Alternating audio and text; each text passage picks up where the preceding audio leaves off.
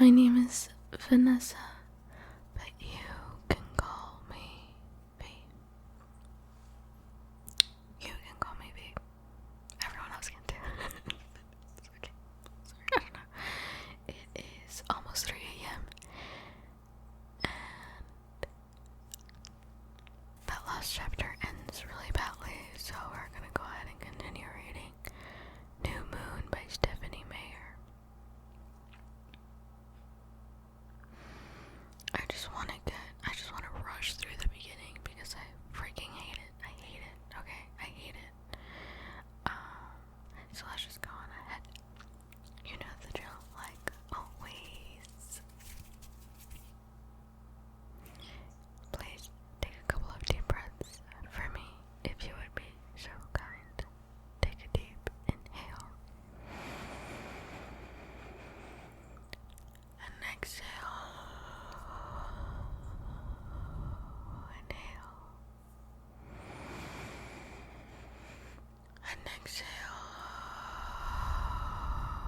Inhale. Exhale. Does anyone need any snails? Because my aquarium has so many baby snails right now.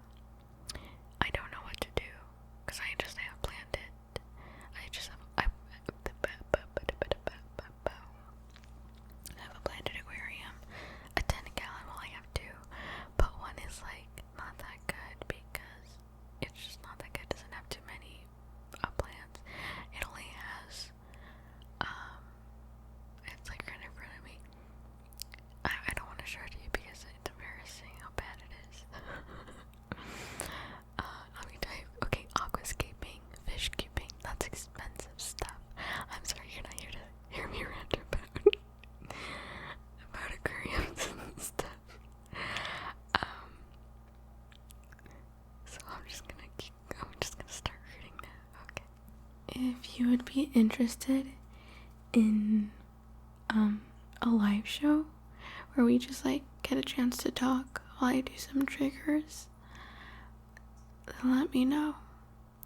While I do maybe just some like brushing. Yeah. Mostly brushing, a little bit of tapping. A lot of talking. Then let me know. Maybe not even in an ASMR form. Maybe in just like in a casual, let's chat. I've been thinking about it. Okay. Chapter 2. Stitches. Carlisle was the only one who stayed calm. Centuries of experience in the emergency room were evident in his quiet, authoritative voice. Emmett, Rose, get Jasper outside. And smiling for once, Emmett nodded. Come on, Jasper. Jasper struggled against Emmett's unbreakable grasp, twisting around, reaching toward his brother with his bare teeth, his eyes still past reason. Edward's face was whiter than bone as he wheeled to crouch over me, taking a clearly defensive position. A low warning growl slid from between his clenched teeth. I could tell that he wasn't breathing.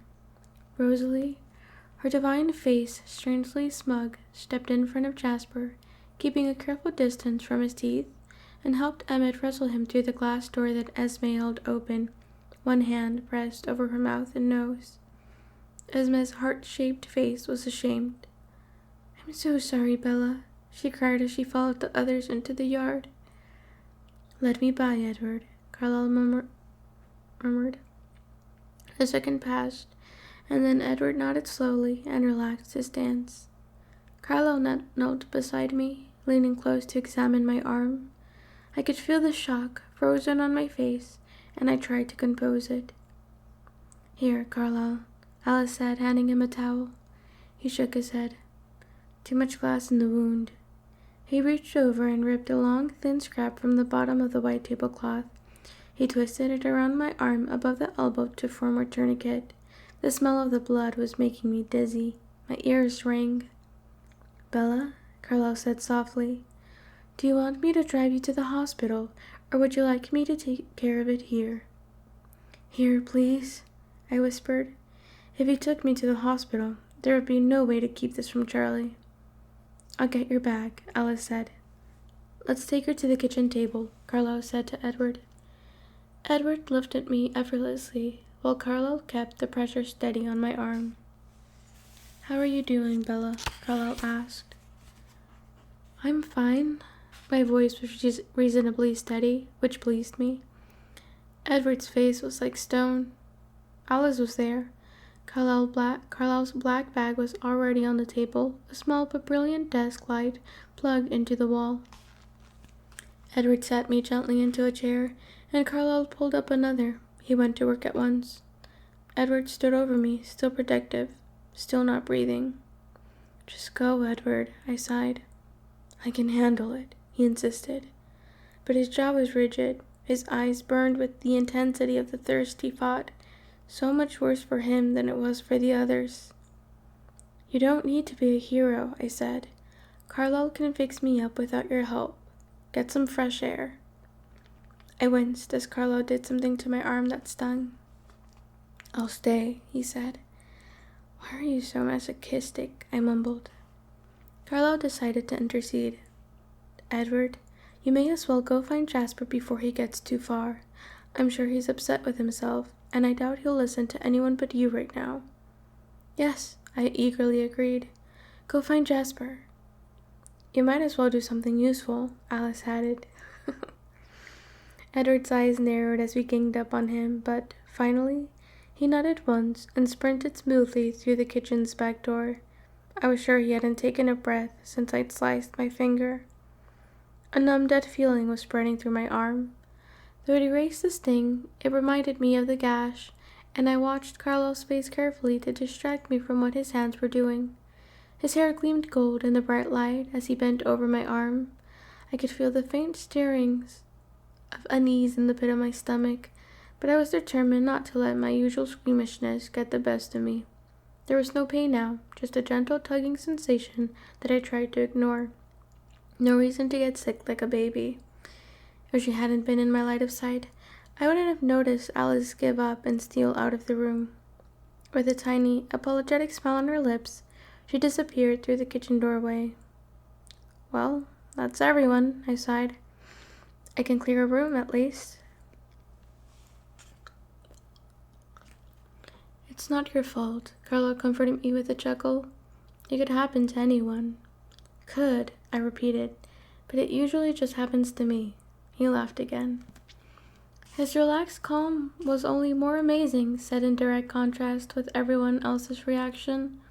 I couldn't find any trace of anxiety in his face. He worked with quick, sure movements. The only sound besides our quiet breathing was the soft plink, plink, as the tiny fragments of glass dropped one by one to the table. How can you do this? I demanded. Even Alice and Esme, I trailed off, shaking my head in wonder.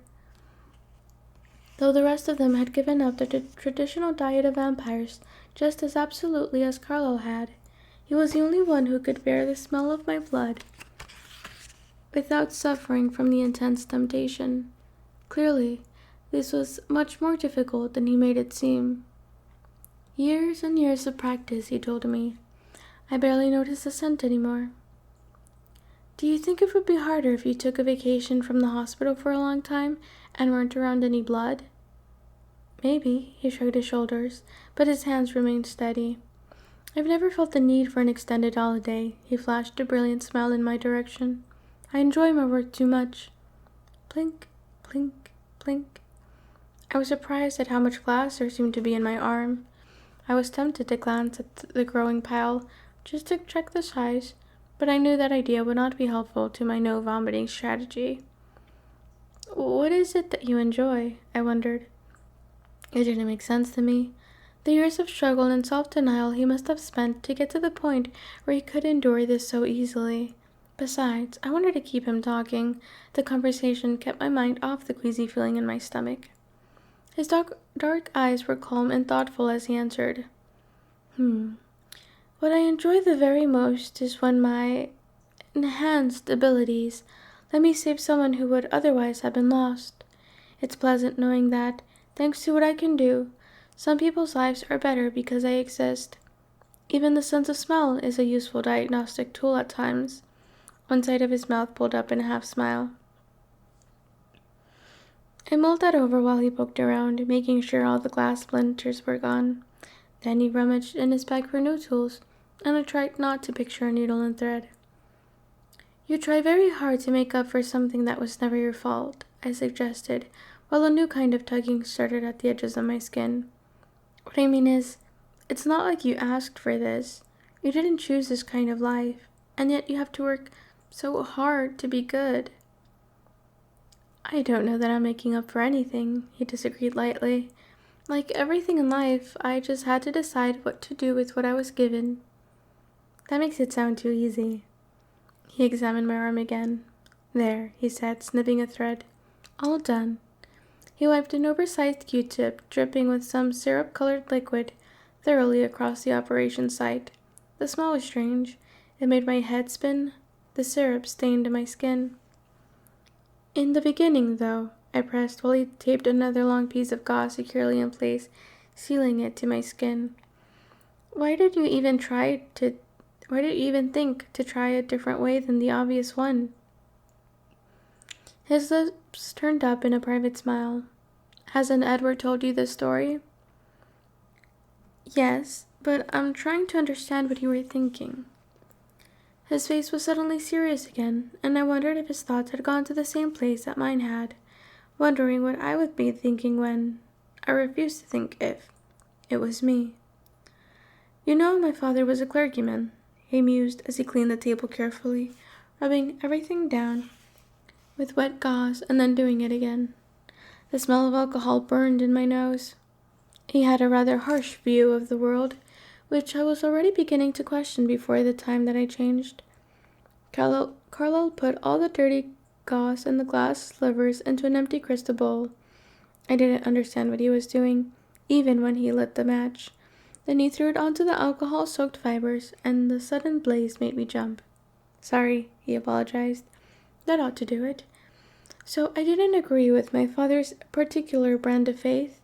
But never, in the nearly 400 years now since I was born, have I ever seen anything to make me doubt whether God exists in some form or the other. Not even the reflection in the mirror. I pretended to examine the dressing on my arm to hide my surprise at the direction our conversation had taken. Religion was the last thing I expected, all things considered. My own life was fairly devoid of belief. Charlie considered himself a Lutheran, because that's what his parents had been, but Sundays he worshipped by the river with a fishing pole in his hand. Renee tried out a church now and then, but much like her brief affairs with tennis, pottery, yoga, and French classes, she moved on by the time I was aware of her newest fad. I'm sure all this sounds a little bizarre, coming from a vampire, he grinned, knowing how their casual use of that word never failed to shock me. But I'm hoping that there is still a point to this life, even for us. It's a long shot, I'll admit, he continued in an offhand voice. By all accounts, we're damned regardless, but I hope, maybe foolishly, that we'll get some measure of credit for trying. I have so much respect for Carlo. Like, you don't even know. He's my dad now. Yeah, sounds good. I don't think that's foolish, I mumbled. I couldn't imagine anyone, deity included, who wouldn't be impressed by Carlyle. Besides, the only kind of heaven I could appreciate would have to include Edward. And I don't think anyone else would either. Actually, you're the very first one to agree with me. The rest of them don't feel the same? I asked, surprised, thinking of only one person in particular. Carlyle guessed the direction of my thoughts again. Edward's with me up to a point. God and heaven exist, and so does hell. But he doesn't believe there is an afterlife for our kind. Carlyle's voice was very soft. He stared out the big window over the sink into the darkness. You see, he thinks we've lost our souls. I immediately thought of Edward's words this afternoon. Unless you want to die, or whatever it is that we do. The light bulb flaked on over my head. That's a real problem, isn't it? I guessed. That's why he's being so difficult about me? Carlyle spoke slowly. I look at my son, his strength, his goodness, the brightness that shines out of him, and it only fuels that hope, that faith more than ever.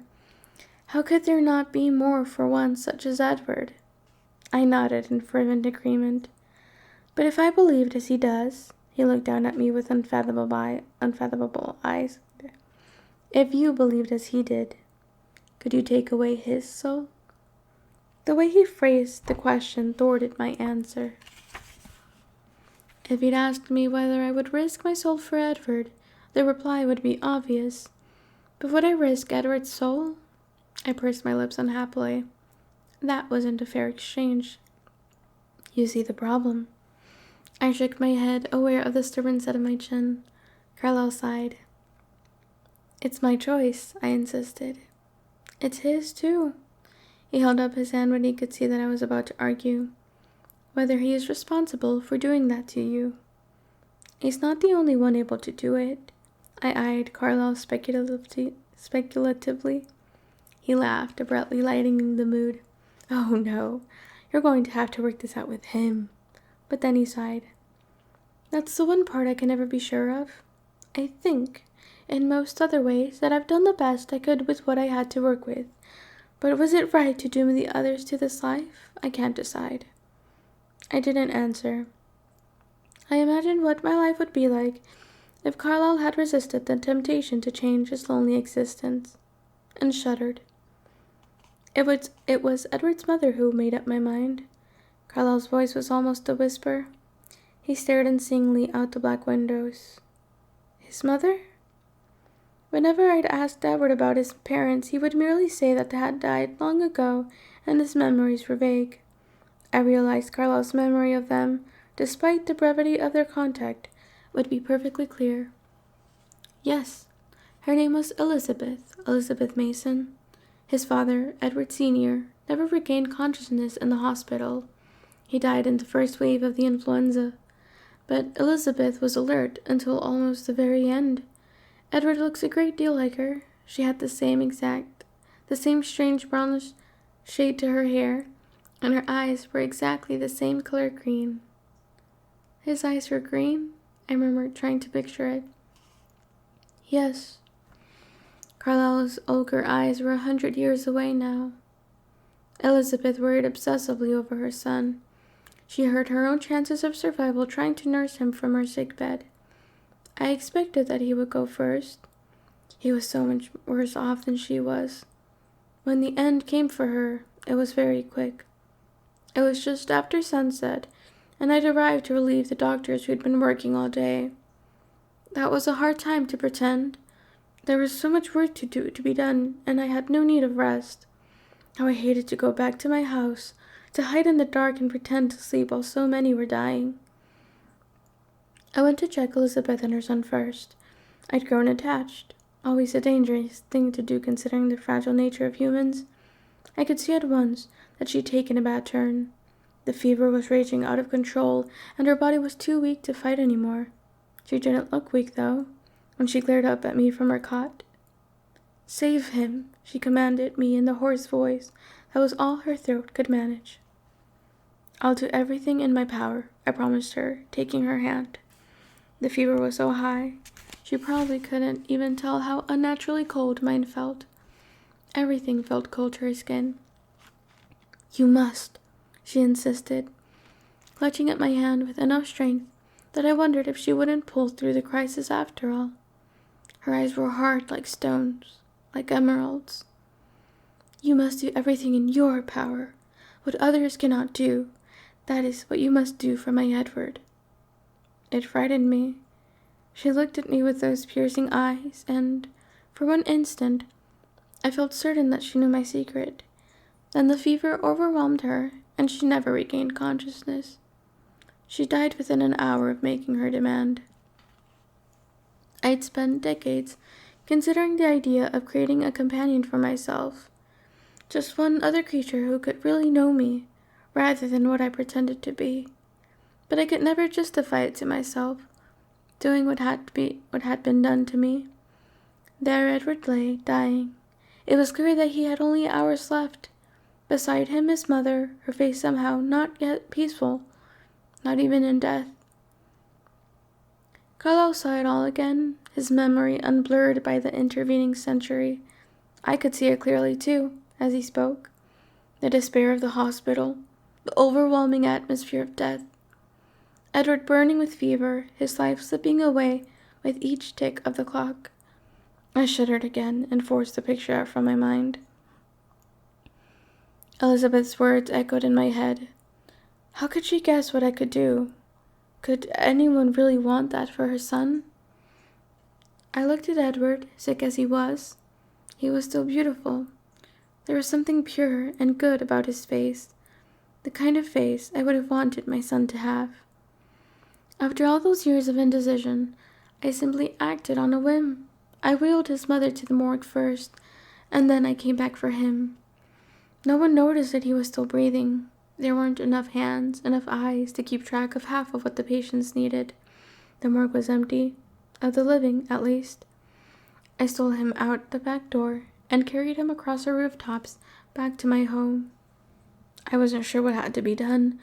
I settled for recreating the wounds I'd received myself so many centuries earlier in London.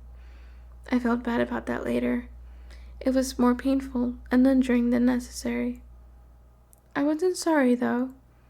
I've never been sorry that I saved Edward. He shook his head, coming back to the present. He smiled at me. I suppose I should take you home now. I'll do that, Edward said.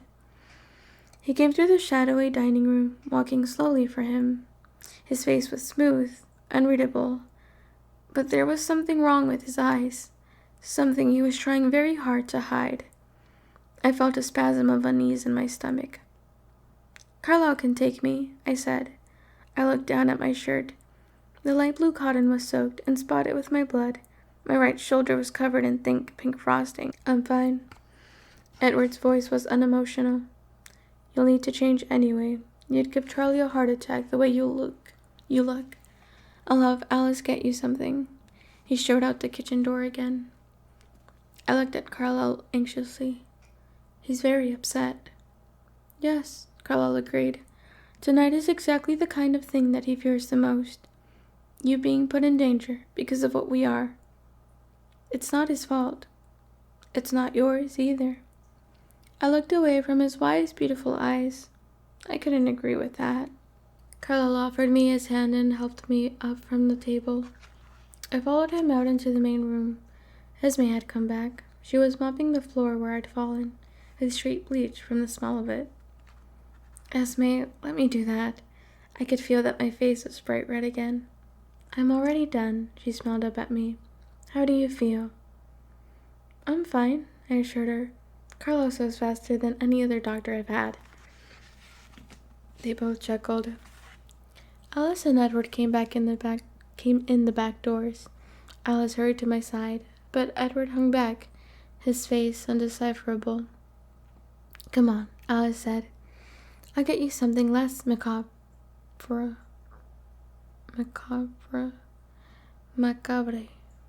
to wear.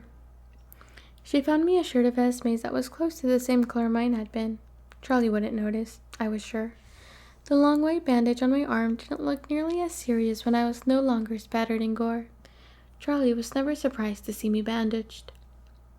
Alice, I whispered as she headed back to the door. Yes? She kept her voice low, too, and looked at me curiously, her head cocked to the side. How bad is it? I couldn't be sure if my whispering was a wasted effort. Even though we were upstairs, with the door closed, perhaps he could hear me. Her face tensed. I'm not sure yet. How's Jasper? She sighed. He's very unhappy with himself. It's also much more of a challenge for him, and he hates feeling weak. It's not his fault. You'll tell him that I'm not mad at him. Not at all, won't you? Of course. Edward was waiting for me by the front door. As I got to the bottom of the staircase, he held it open without a word. Take your things, Alice cried as I walked wearily toward Edward. She scooped up the 2 packages, one half opened, and my camera from under the piano, and pressed them into my good arm. You can thank me later, when you've opened them. Esme and Carlyle both said a quiet good night. I could see them stealing quick glances at their impassive son, much like I was. It was a relief to be outside. I hurried past the lanterns and the roses, now unwelcome reminders. Edward kept pace with me silently. He opened the passenger side for me, and I climbed in without complaint. On the dashboard was a big red ribbon stuck to the new stereo. I pulled it off, throwing it to the floor. As Edward slid into the other side, I kicked the ribbon under my seat. He didn't look at me or the stereo. Neither of us switched it on, and the silence was somehow intensified by the sudden thunder of the engine. He drove too fast down the dark, serpentine lane. The silence was making me insane. "Say something," I finally begged as he turned onto the freeway. "What do you want me to say?" he asked in a detached voice. I cringed at his remoteness. "Tell me you forgive me." That brought a flicker of life to his face, a flicker of anger. "Forgive you? For what?" If I'd been more careful, nothing would have happened. "Bella, you gave yourself a paper cut that hardly deserves the death penalty. It's still my fault." My words opened up the floodgate. "Your fault?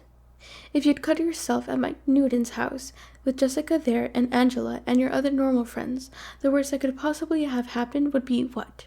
Maybe they couldn't find you a bandage? If you tripped and knocked over a pile of glass plates on your own without someone throwing you into them, even then, what's the worst? You'd get blood on the seats when they drove you to the emergency room? Mike Newton could have held your hand while they stitched you up, and he wouldn't be fighting the urge to kill you the whole time he was there. Don't try to take any of this on yourself, Bella. It will only make me more disgusted with myself."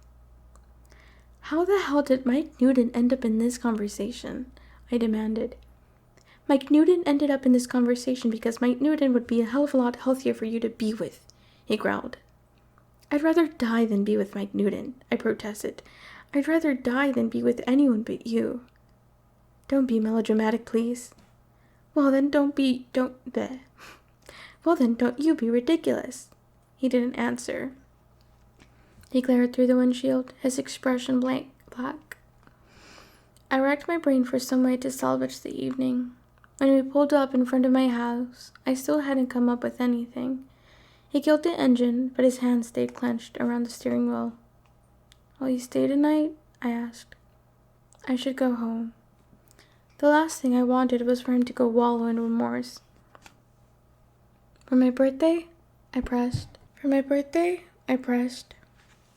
can't have it both ways. Either you want people to ignore your birthday or you don't. One or the other." His voice was stern, but not as serious as before. I breathed a silent sigh of relief. "Okay, I've decided that I don't want you to ignore my birthday. I'll see you upstairs." I hopped out, reaching back in for my packages. He frowned. "You don't have to take those." "I want them," I responded automatically, and then wondered if he was using reverse psychology. "No, you don't. Carlo Lanesme spent money on you." "I'll live." I tucked the presents awkwardly under my coat arm and slammed the door behind me. He was out of the truck and by my side in less than a second. "Let me carry them at least," he said as he took them away. "I'll be in your room." I smiled. "Thanks." "Happy birthday," he sighed and leaned down to touch his lips to mine. I reached up on my toes to make the kiss last longer when he pulled away. He smiled, my favorite crooked smile, and then he disappeared into the darkness. The game was still on. As soon as I walked through the front door, I could hear the announcer rambling over the babble of the crowd. "Belle?" Charlie called. "Hey, Dad," I said as I came around the corner. I held my arm close to my side. The slight pressure burned, and I wrinkled my nose. The anesthetic was apparently losing its effectiveness. Anesthetic, yeah, I pronounced that right. "How was it?" Charlie lounged across the sofa with his bare feet propped up on the arm. What was left of his curly brown hair was crushed flat on one side. Alice went overboard. Flowers, cake, candles, presents, the whole bit. "What did they get you?" "A stereo for my truck," and various unknowns. "Wow." "Yeah," I agreed. Well, I'm calling it a night. I'll see you in the morning, I waved. See ya. What happened to your arm? I flushed and cursed silently. I tripped. It's nothing. Bella, he sighed, shaking his head. Good night, Dad. He's like, not surprised. I hurried up to the bathroom where I kept my pajamas for such nights as these. I shrugged into the matching tank top and cotton pants that I'd gotten to replace the holey sweats I used to wear to bed, wincing as the movement pulled at the stitches. I washed my face one-handed, brushed my teeth, and then skipped to my room. He was sitting in the center of my bed, toying idly with one of the silver boxes. Hi, he said. His voice was sad. He was wallowing. I went to the bed, pushed the presents out of his hands, and climbed into his lap. Hi, I snuggled into his stone chest. Can I open my presents now? Where did this enthusiasm come from? He wondered. You made me curious. I picked up the long, flat rectangle that must have been from Carlisle and Esme. Allow me, he suggested. He took the gift from my hand and tore the silver paper off with one fluid movement. He handed the rectangular white box back to me. Are you sure I can handle lifting the lid? I muttered, but he ignored me. Inside the box was a long, thick piece of paper with an overwhelming amount of fine print. It took me a minute to get the gist of the information. Gist. We're going to Jacksonville?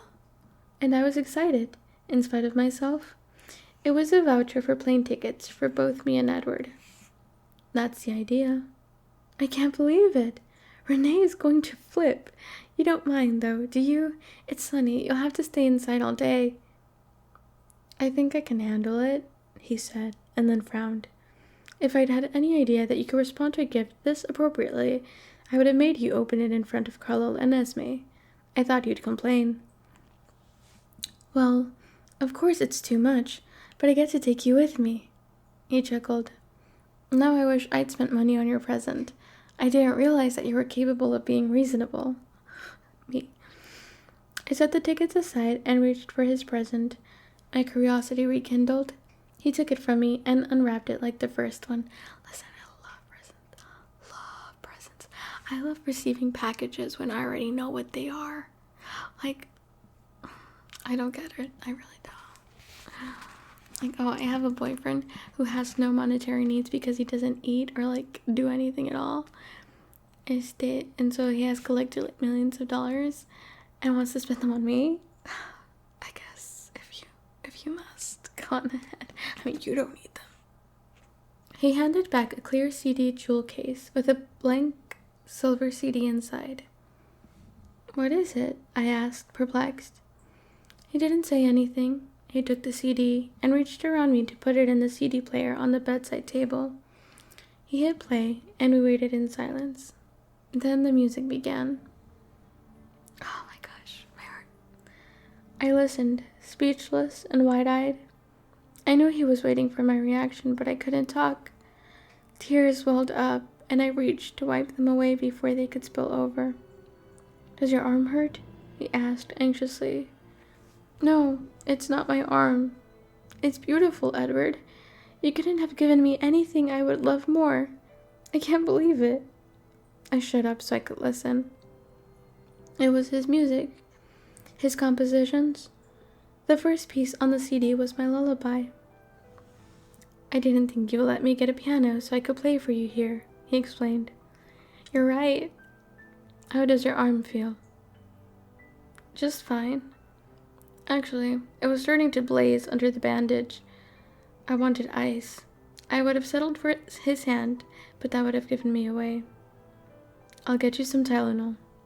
I don't need anything, I protested, but he slid me off his lap and headed for the door.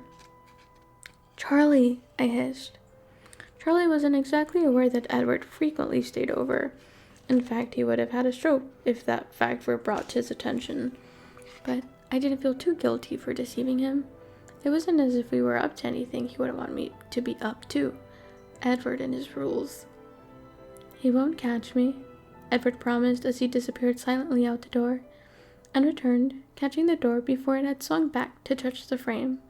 He had the glass from the bathroom and the bottle of pills in one hand. I took the pills he handed me without arguing. I knew I would lose the argument, and my arm really was starting to bother me. My lullaby continued, soft and lovely in the background. "It's late," Edward noted. He scooped me off the bed with one arm and pulled the cover back with the other. He put me down with my head on my pillow and tucked the quilt around me. He lay down next to me, on top of the blanket so I wouldn't get chilled, and put his arm over me. I leaned my head against his shoulder and sighed happily. "Thanks again," I whispered. "You're welcome." It was quiet for a long moment as I listened to my lullaby drift to a close. Another song began, I recognized Esme's favorite. "What are you thinking about?" I wondered in a whisper. He hesitated for a second before he told me. "I was thinking about right and wrong, actually." I felt a chill tingle along my spine. "Remember how I decided that I wanted you to not ignore my birthday?" I asked quickly, hoping it wasn't too clear that I was trying to distract him. "Yes," he agreed, weary. "Well, I was thinking, since it's still my birthday, that I'd like you to kiss me again." "You're greedy tonight." "Yes, I am, but please don't do anything you don't want to do," I added, piqued. He laughed and then sighed. "Heaven forbid that I should do anything I don't want to do," he said in a strangely desperate tone as he put his hand under my chin and pulled my face up to his. The kiss began much the same as usual. Edward was as careful as ever, and my heart began to overreact like it always did.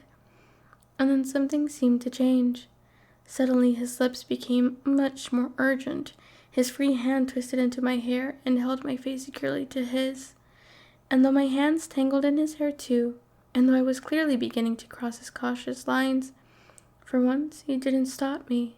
His body was cold through the thin quilt, but I crushed myself against him eagerly. When he stopped, it was abrupt. He pushed me away with gentle, firm hands. I collapsed back onto my pillow, gasping, my head spinning.